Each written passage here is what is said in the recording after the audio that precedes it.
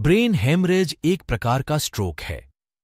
यह मस्तिष्क में एक धमनी के फटने और आसपास के ऊतकों में स्थानीयकृत रक्तस्राव के कारण होता है। यह रक्तस्राव मस्तिष्क की कोशिकाओं को नष्ट कर देता है। ब्रेन हेमरेज को सेरेब्रल हेमोरेज, इंट्राक्रैनियल हेमोरेज या इंट्रासेरेब्रल हेमोरेज भी कहा जाता है।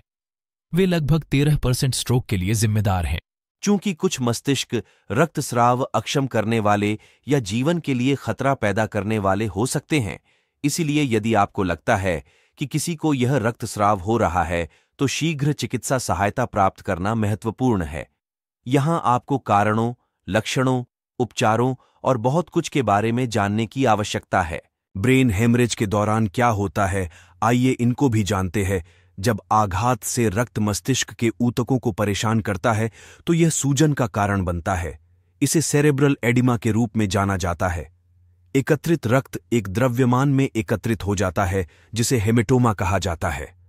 ये स्थितियां आसपास के मस्तिष्क के ऊतकों पर दबाव बढ़ाती हैं और इससे महत्वपूर्ण रक्त प्रवाह कम हो जाता है और मस्तिष्क की कोशिकाएं नष्ट हो जाती हैं। रक्तस्राव मस्तिष्क के अंदर, मस्तिष्क और उसे ढकने वाली झिल्लियों के बीच, मस्तिष्क के आवरण की परतों के बीच या खोपड़ी और मस्तिष्क के आवरण के बीच हो सकता है। मस्तिष्क में रक्तस्राव का क्या कारण है? ब्रेन हेमरेज के कई जोखिम कारक और कारण हैं। सबसे आम पहला कारण है सिर में चोट लगने से। 50 वर्ष से कम उम्र के लोगों के मस्तिष्क में रक्तस्राव का सबसे आम कारण चोट है। उच्च रक्तचाप।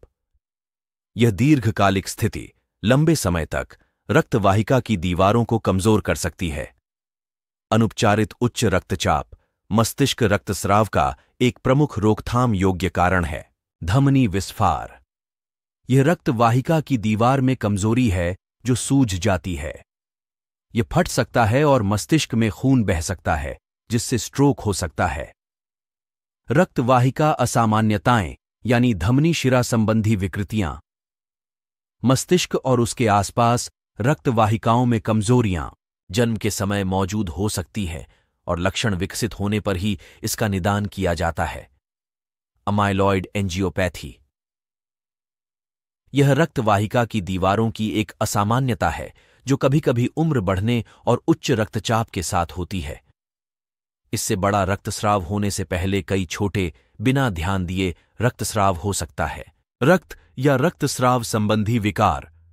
हीमोफीलिया और सिकल सेल एनीमिया दोनों रक्त प्लेटलेट्स और थक्के के स्तर में कमी में योगदान कर सकते हैं। रक्त को पतला करने वाली दवाएं भी एक जोखिम कारक हैं। यकृत रोग।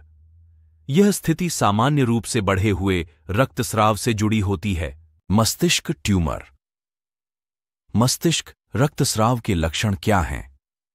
ब्रेन हेमरेज के लक्षण अलग अलग हो सकते हैं।